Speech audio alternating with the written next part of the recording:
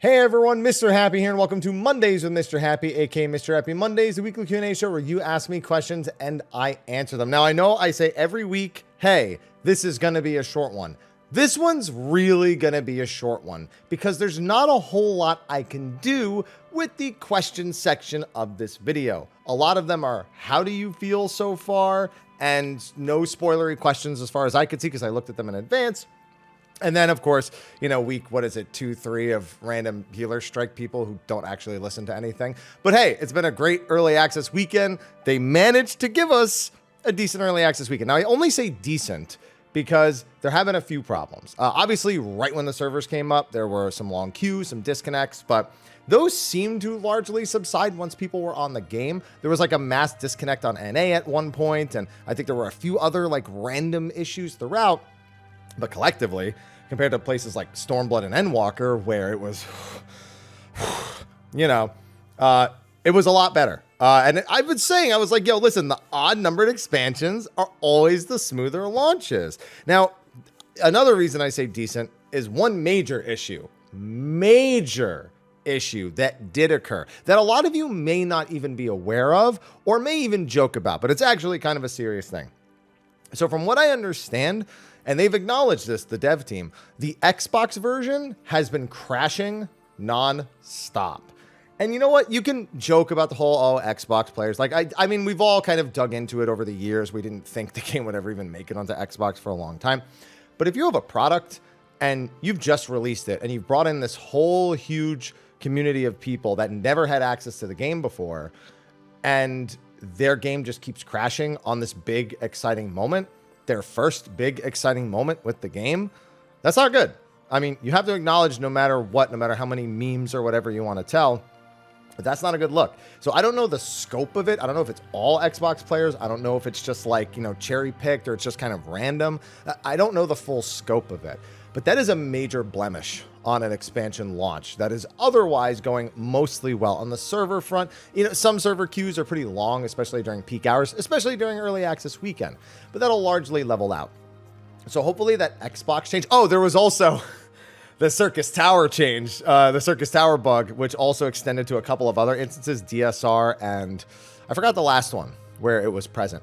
But essentially, it was nigh unclearable. A curtain call wouldn't work properly on a Mon, where he wouldn't actually turn people into icicles. He would just freeze them so that you couldn't actually line of sight. You either had to like kill a bunch of people ahead of time and res them and then time the reses to get up so they could be immune to curtain call, or just get up like barely after curtain call went off.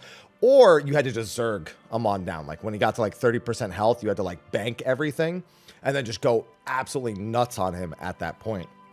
So it was quite the time. But those are like the two most major things. The Xbox thing is obviously more important than your Alliance raid roulette being, abandoned or being completely sabotaged by the game itself. So hopefully that's remedied soon, maybe even by the time this video releases or the same day this video releases, because that's a big one. But I'm just going to kind of lightning around through, giving my general thoughts on Dawn Trail, spoiler free, and see if there's any other questions in here, acknowledgements that I need to do. So I don't suspect the video will go on too long.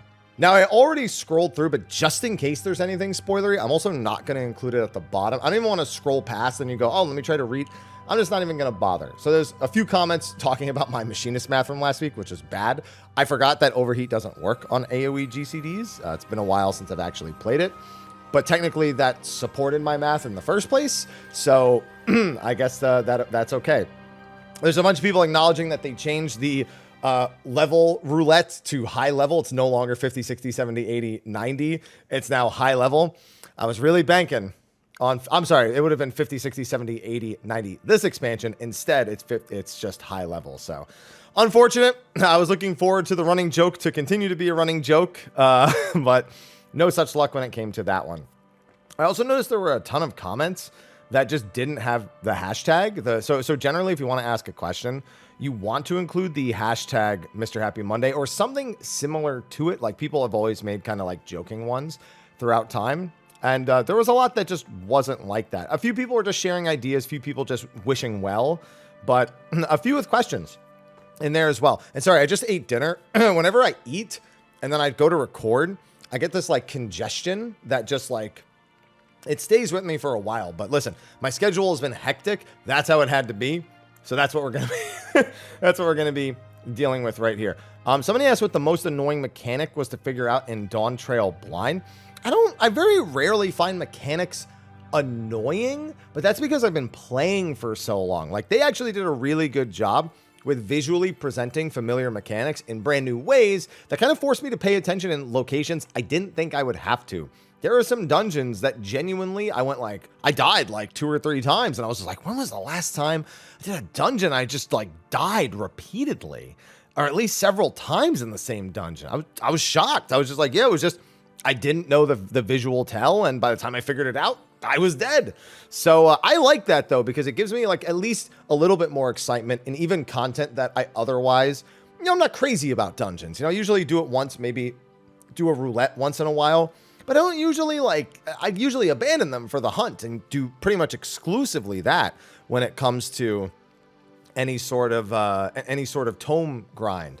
But I might actually do the dungeon. If the dungeons continue down this design philosophy, then I will probably actually do like expert roulette and stuff way more frequently. I had a bunch of people ask, what's your take on Dawn Trail? Because I skipped the story week 1 to get to the extreme trials, to get to the guide making, and I'm even going to make guides for those dungeons.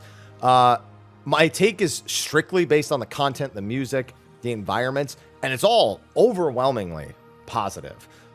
More positive than I thought. I was already I'm always open-minded because, I want things in 14 to be good. But if they're not, then I have no problem saying that. Look at my criticisms of Endwalker, even if I did find a lot of silver linings that I did like, I often had the criticisms making me not want to play a whole lot. Dawn Trail, don't get me wrong, I'm sure over time, because I play so much, I naturally exhaust content faster. So I naturally stop playing faster. It's not even like, this game doesn't have enough content for me. I'm sure that'll happen in Dawn Trail, even with the kind of expansion they're promising, all the content they're promising. But I really want more of a picture on the story, where I think it's going, all of that, before I really give a take. But content-wise, even the dungeons are really good. The extreme trials, about the right difficulty, but really cool. And the trials as you go through the story, really good, really, really good initial impressions. And then somebody said, I can't think of an actual question, so I have some trolling nonsense. I didn't think any of those questions were trolling at all. Someone feeling vindicated about playing in Windows 1080p. Funny, because right under that, someone tries making recommendations about changing my resolution size, when I think the whole point of what I said last week was that I like that resolution size. I don't want anything bigger than 1080p. So instead they tried to give me like 2560 by 1080p, but I don't want that. I don't want to change the resolution just to leave that box open on the side. That's not attractive to me. I don't even like I have no interest in ultra wide monitors. I think it looks hideous. Yeah, I can see more. That's cool, but I hate looking at it, especially for this guy. Whenever somebody uploads a video of it on YouTube and you see the black bars at the top and the bottom, I imagine as a content creator recording in that and trying to make guides, and I'm gonna have to zoom in anyway. So I don't think I'm gonna make it more complicated for me. It would just be worse across the board. Somebody had a PvP question, which obviously I'm not qualified to answer. I haven't PvP'd that much this expansion. I got Crystal in season 1, but that's the extent of it. They just asked if they were changing the Crystalline Conflict map rotation away from the same map for 90 minutes. No. I see. Could they? Absolutely. It's arrogant of me to say otherwise. And I like to say that when I'm making a prediction based on, the development team's behavior, when it comes to things like that. But no, because they really want people to stay on a map for a while, then switch, then stay on a map for a while. They want that so they have a good reason to make use of all the maps they have. It makes it a little bit easier for them to rotate maps in. However, I think for map voting, I think if they ever do a more structured in-game, because the person suggesting map voting as you go between the matches, I feel like that only works. I guess I don't really know if Guild Wars 2, because yeah, you could technically vote going in. The problem is everyone's going to vote for a very similar map. There are maps that are favorites and will almost always be used over other maps. And the team just doesn't want to do that. So I sincerely doubt that they're actually going to do that. Somebody said they got T cleared 1 day before maintenance. Congratulations. Somebody else asked if they want to hear my updated impressions on the new jobs. I haven't leveled Picto yet. Viper, I have pretty much the same impressions. I did level that to 100 on day 1. And, you know, it's definitely a little more engaging in actual level 100 content in extremes, because you have to, the amount of OGCDs, I guess trying to learn a new job and learn a new fight at the same time was just kind of a combination I was ill prepared for. So it took me a little bit longer to get used to kind of doing everything on Viper, but that's really more of a like how comfortable it is to play, because I'm not really used to it. And as I did it more and more, it became more and more comfortable to do. And yeah, really straightforward. It's way more confusing to read the skills and read the job guides and everything than it is to just go and actually play. And that definitely continues to be the case. So, but Picto, I mean, everyone else has been loving it. I'm glad everyone else who's finally gotten to try it on, or try to play it on the servers. I don't know. Listen, it's been a long week. I'm just stringing words together at this point. They've all been really enjoying it, so I'm glad to see everyone else having a good time, because I already knew I enjoyed it from the media tour, but I don't have an updated thoughts on it yet. Somebody's asking a blitzball question, so we're skipping that. That's it. And then somebody else asked about well, actually, this person asked a second question. They just put it in a second comment. Not a bad idea. They asked about the little audio clip and logo at the start. I just didn't want to waste time at the start of videos anymore. Like, it was just like, I just didn't want to do it. So I just stopped doing it. Do you think they'll let us glam each weapon, like left-hand sword and right-hand sword? This person asked the question twice too. Maybe it's just the comment section screwing up, because this same question is literally in this video twice. No, it's one weapon. If they had a choice, they wouldn't even give you a separate sword and shield for Paladin. They've said that before. The only reason why it is that way is because it was that way, and you can glam because of it, and they don't want to undo that. But every other job, no. Don't ever expect a dual-wielding job to wield two different weapons in this game, ever from this point on. Or from any point after.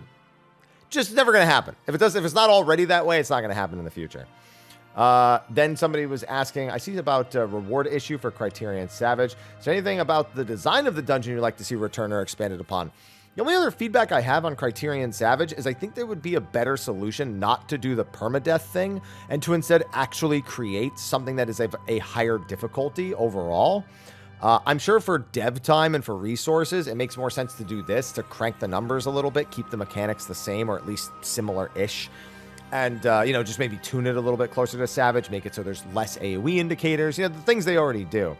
But I would really like the bonus boss from Variant, the one for, you know, doing all of the paths, doing the secret path. I would really like that boss to show up in Savage at the very least. Like, but I think if you do that, I don't think you can do permadeath. So they would have to compensate with that somewhere else. That's the only other real feedback I have on Criterion, because I really, really did enjoy Criterion.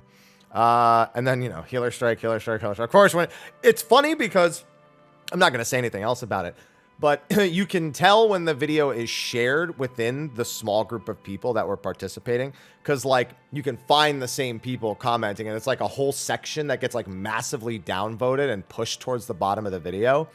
And so as soon as I get towards the bottom, I know that I'm going to find all of that stuff. And hey, if they want to keep clicking on the videos, they want to keep engaging with me in that and not listening to me and not paying attention to anything, and instead just having the YouTube comment section go back and forth, it's pretty hilarious to me to read. I'm totally okay with that happening, because the boy's getting clicks.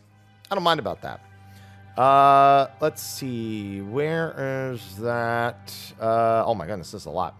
Never Savage rated. Started doing extremes and Unreals late. Endwalker. I usually have a set group, but how long should it take to pug through a tier? Okay, I'm not answering this. There is no how long it should take to pug through a tier.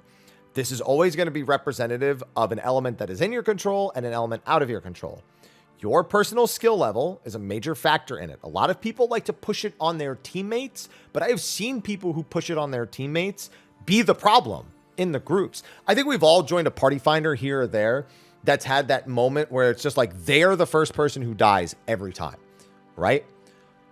But when you wipe like 2 or 3 times, they also go, all right, is there anything we need to talk about that people don't understand? And you're like, bro, look in the mirror. So because of that, and that leads to point number 2, the people who are not as skilled, and because the party finder is an amalgamation of different skill levels, different experience levels, even if you're at the same prog point, or if they claim they're at the same prog point, that you have the element that you have in control is the only thing you need to focus on. How well are you doing the fight? How often are you dying to a mechanic?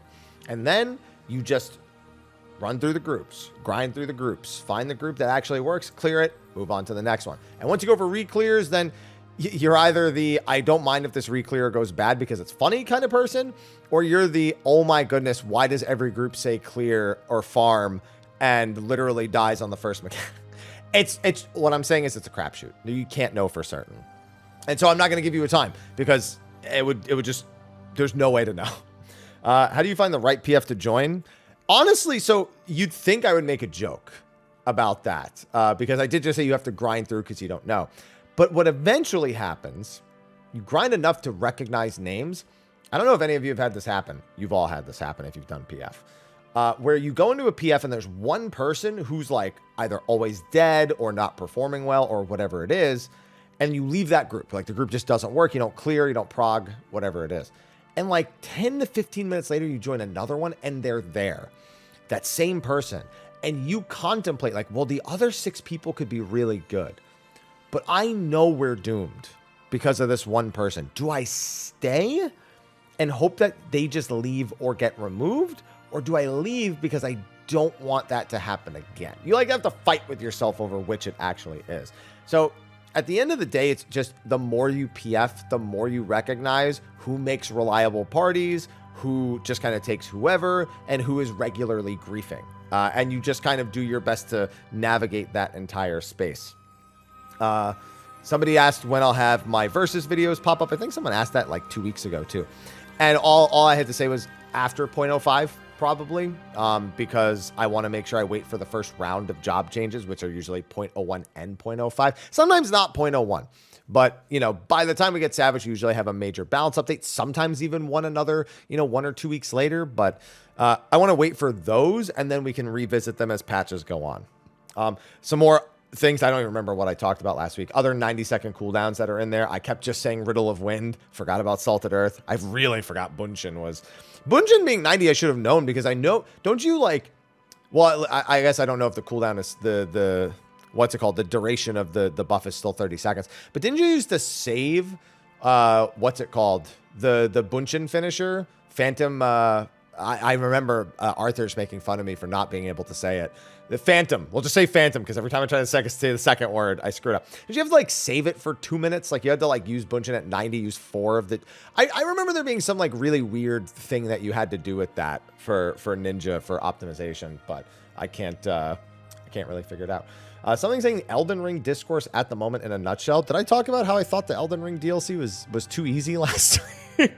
Is that what I did at 3 minutes and 25 seconds in? Maybe I should check. Then there was, did you feel it was very easy to accidentally overlevel? I wasn't that far ahead of the MSQ, but I did do like extra challenge logs. I did an extra roulette. I was doing fates to unlock gemstones. And if you did any of that, yeah, I know some people who did get level locked because they literally did nothing but beeline MSQ to MSQ. They didn't get enough discovery EXP. They didn't do any fates. They didn't do any of the Ether Current side quests. And they actually got level locked very briefly. So they really made it so if you do kind of anything on the side, you make it. But I know what you mean. I definitely ran into a lot of people who were a level or two ahead of the MSQ, especially because they were doing all the discovery stuff. And so I understand. So I guess it really depends on how diligent of a player you are. But probably, yes, on the easier side to over level, just given my own experience. Dawn Trail seems to be an overwhelming success. It's been 3 days. We might want to wait a little bit longer before we say that. Did you enjoy the battle encounters in contrast to Endwalker's post-story? Yeah, they're about the same in terms of overall, like, I don't want to say overall design. The overall difficulty is about the same. And figuring them out is very, very fight-specific. So they're kind of hard to judge. And I don't want to say too much about it. But again, I was really impressed with the dungeons in particular, especially the post-MSQ dungeons. So it definitely makes me optimistic. If they can keep that up, I'll definitely be more invested in combat content throughout the remainder of this expansion. Like I said, I might actually do dungeons again. That's crazy. Somebody wrote a really long thing. It's about why can't we buns wear red mage hats? Listen, I'm not the person to ask about aesthetics. Look at me. And you want to ask me about aesthetics? Look at this. Look at this. I threw this together just because I needed to wear something for this video. And I don't play a bun, and I don't really... I don't even have the esthetician unlocked on my main. I'm not kidding. I don't. I just don't. I just don't have it. So I'm not the person to give an opinion. I'm useless in this category. Somebody said they wanted to send good vibes. Something about omni crafting. Crafters gatherers can actually attack mobs. Well, yeah, I mean, you can right-click a mob and attack it if you really want to. But it's funny, yeah, it is a carryover from 1.0, because in 1.0, you could throw rocks at enemies to stun them as a gatherer to get away. But what was really funny is there was a point where there was no diminishing returns on it. So there was a point where 8 gatherers would all just throw stones at a monster to kill it. It didn't accomplish anything. It was just really funny. That's about it. And then there's more. They have more questions about crafters. Oh, no. Do you think they'll do a content where crafters, gatherers, and combat add together like Hamlet? No. Never again. Hamlet was terrible because of the way it was done. And I say that because obviously that means it can be done differently. But I think it's warning sign enough. And even Diadem, like they wanted crafters and gatherers and combat jobs to coexist there. And all it meant was there was less people doing one or another. And said instance would just be kind of consigned into only doing one of those. I don't think it's even worth trying, to be honest, for that. There was one, if there's any one thing in 14 you recall as being the hardest to overcome aside ultimates, I think Deep Dungeon solos are probably next on that list. Deep Dungeon solos have gotten a lot easier. Really experienced players can replicate it very, very easily. But I think that's it. I mean, the Bozu duels and maybe DRS, like it's just whatever the highest difficulty of other things are. And some people find soloing really difficult for stuff like Deep Dungeon, staying focused and staying attentive to all the different little tricks you can use to get through more reliably. Bozu duels, there's a lot of pressure, and that's not good for some people. DRS has the punish, and BA have the punishment of your death, which really punishes everyone around you. So it's all about perspective. But I think the Deep Dungeons are probably next on that list. In terms of difficulty, of just raw combat difficulty. Then there was one here. I never played healer much. People died a couple times because you weren't fast enough to heal them. So keep in mind, I didn't see your first DT dungeon, but people also get hit by a lot of stuff they're not supposed to when they're brand new to dungeons at the start of an expansion. So I can't say for certain that that's because of you. Like if your job is to save people's screw ups and they die, like, yeah, could you if you were really experienced and really on top of it? Sure, but that's not your prerogative. Like it's their job to not get hit to make your job easier. And so if you're not fast enough to save them from their mistakes, that does come with experience, but it's also not your fault. So I wouldn't worry too much about it. You can't get better at something without practicing it, so you just got to keep doing it. Somebody decided to do a hashtag and instead did an @ funnily enough. What's a simple question? How are you enjoying Dawn? Yeah, so that was another one. Somebody just said hello and didn't ask a question. Somebody asked about them adding higher level versions of low level dungeons to max level to supplement expert. Not a bad idea. I don't think they'll do it because they still need to essentially QA it and rebalance it to have the right numbers. And that takes not the same amount of work, but it still takes time away from the combat developers and QA that they probably want using on other stuff. So I don't think they will, but not a bad idea. It's definitely of a better suggestion to have a wider expert roulette than we've had in the past and to reuse some old dungeons. So it would have my support as an idea. Let's see. What's your favorite job fantasy in this game? Monk's always my favorite job fantasy. Like, I love punching and kicking. Must be the New Jersey in me. And then Echo will Echo be buffed on previous unsynced raids? I think this person asked me this in my stream because somebody else just asked me this the other day. No. They're not gonna. You mean the what's it called? Echo? The not Uber Echo, whatever the other Echo is called that buffs you to like make old content. They won't do that again until another stat squish. So they're not gonna compensate the other old ones in any capacity. No. Then we had something I said making content unsolvable. I don't even remember what it was. Somebody asked about my I Watched the Mrhappy guide. So that was somebody named Rosu in my community who I haven't seen in a while, but he was wearing it at a fan fest. And I said, man, I want that shirt. And so the next day he gave it to me. He took it off at the end of that day and gave it to me the next day. So then I went home, washed it, and then I couldn't fit into it because it was a medium. So it sat in my closet until I was the size I am now, and now it fits me. What do you do? But yeah, shout out to Rosu for the I Watched the Mr. Happy Guide shirt. And then we had the graphical update. Do you think it still doesn't come off as a true next-gen game? It was never going to look like a next-gen game. It just looks like a better version of the same game. And that's all the graphics update will ever do. Any graphics update they do at any point will still keep the game looking identically to the way it does now. It will have better everything in terms of graphics, and you can definitely tell if you actually look. There's also some bugs with some of the graphic related stuff right now. Like I know the dynamic resolution thing, or I'm sorry, the 3D resolution thing, you have to like tick from 100 down to 99. And I don't think DLSS is even working properly. It's not actually improving performance. There's a few things in there that are not working entirely properly, but no, it's never going to look like Final Fantasy 16. The game is a completely different art style. Even with similar looking style characters, like obviously Clive looks a lot like the Warrior of Light. The graphic style is not even close to the same. So that doesn't really work out. And then we scroll down. This is where the healer stuff starts kicking in. Have you ever tried rock climbing? No, but I actually when I was really young, I loved the idea of indoor rock climbing. I just never got into it. Have you ever followed any news on Monster Hunter Wilds? No. It's so far out. I just can't be asked when we have more prevalent stuff happening sooner. I got into a UCOB group. How much damage do I gain if I max out on crit and det by picking each piece of gear instead of just slapping on a set of Endwalker crafted?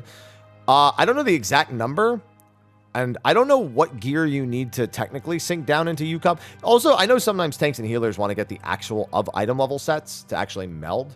So there's a few facets that, so you're a scholar, so like, I'm fairly certain that as a scholar, for your actual gear, you'd ideally have, I think, Eureka Animos gear?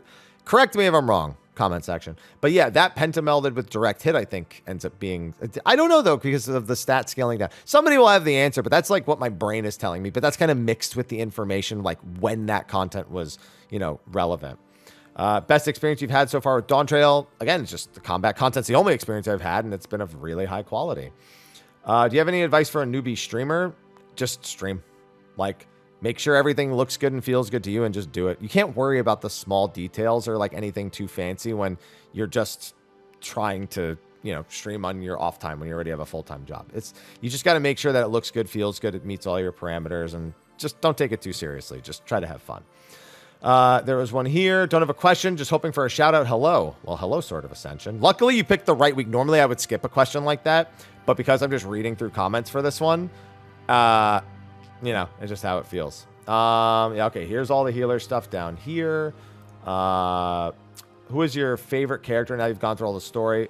Spoiler free, of course. But like I said, I didn't watch any of the cutscenes, so I couldn't answer that question. Should I let Lala's ride? That one's in there a few times.